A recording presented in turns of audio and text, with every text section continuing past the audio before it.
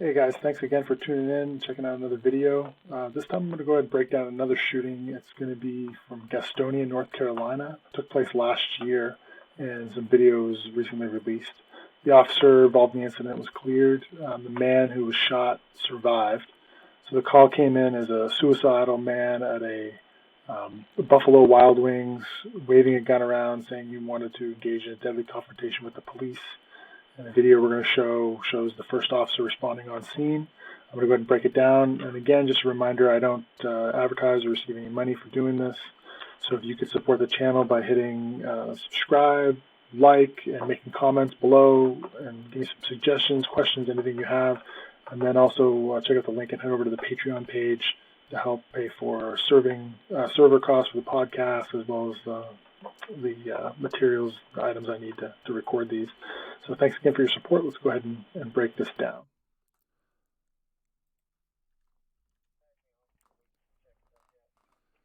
You see our officer arriving on scene.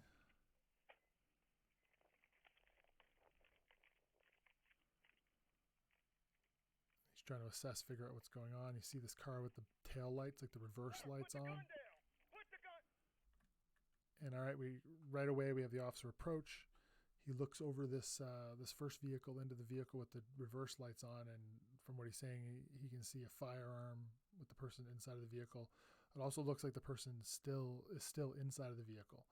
So it's very difficult to make decisions on what to do in a stressful situation. And hindsight is 2020, but sitting here today and analyzing this for the comfort of my office, from my desk, I say, why push the issue at this point? We don't know who's in the vehicle. There may be someone in the vehicle with him. We don't have any indication of that so far, but he's inside of the vehicle. He's got a gun. He's threatening suicide. This is probably not the time to press the issue. If there was some way that we could shut down this parking lot, keep civilians from coming out of the restaurant, get a rifle on that vehicle, have rifle coverage on the vehicle, and then gain some distance so that we have time, get this person's phone number, some type of way to make contact with them without pushing the issue, without confronting them, yelling at them, giving them commands, especially if the person has said that they want to commit suicide. So if it's possible, I don't know what the totality of the situation here is, but if you can, make distance so that you can buy time. Put the gun down. You see the door is open now.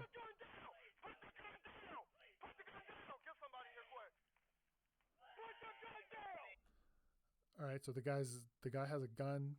There's no indication there's anyone with him. That it is just a suicidal person. So there doesn't seem to be any reason to approach this person or get close to them or present yourself as a target. Because if you present yourself as a target and they do want to commit suicide, they point a gun at you, they're gonna pressure you into doing what you don't want to do.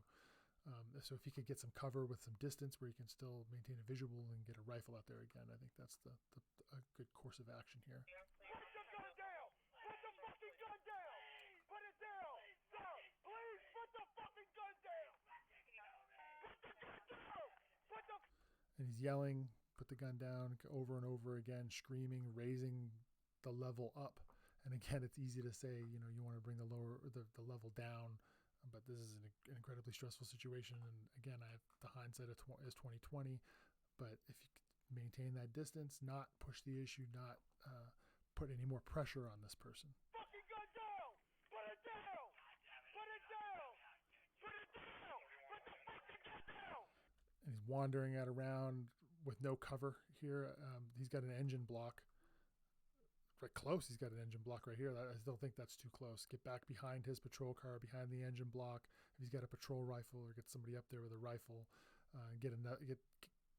keep people from coming outside of that restaurant and lock down this whole area, and get as big of an area with no people in it as you can, and give this guy some time and space. He approaches again.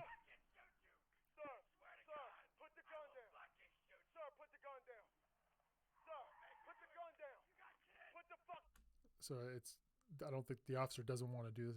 In a second here, he's going to explicitly say that, and we're going to see this officer's pulled into something that he doesn't want to do. But the lack of cover and the lack of distance, there's no time, there's no time for a reaction, so he's forced to engage this man with a gun when he doesn't want to, and he says he doesn't want to. Here, a second. Gun down. Put the gun down. Put the fucking gun down.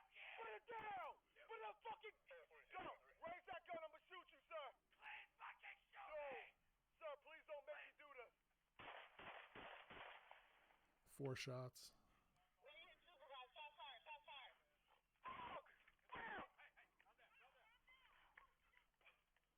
The other officers on scene now.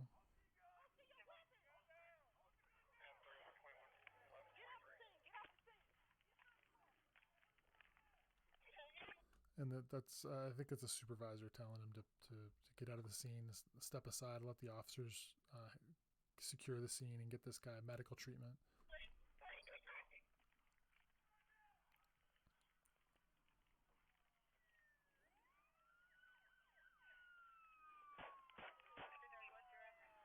It looks like he's just banging the back of the patrol car. And I think this is something that people don't necessarily realize, is that when something like this happens, the police officers are human beings and they have these emotional reactions.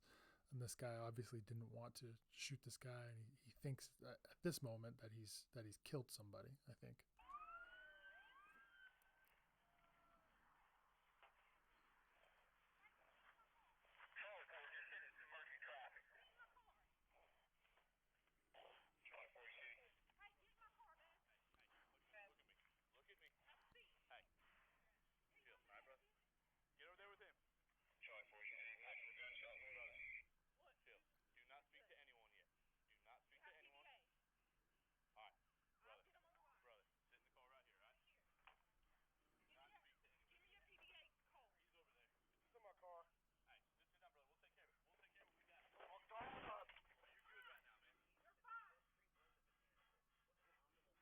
You hear the breathing.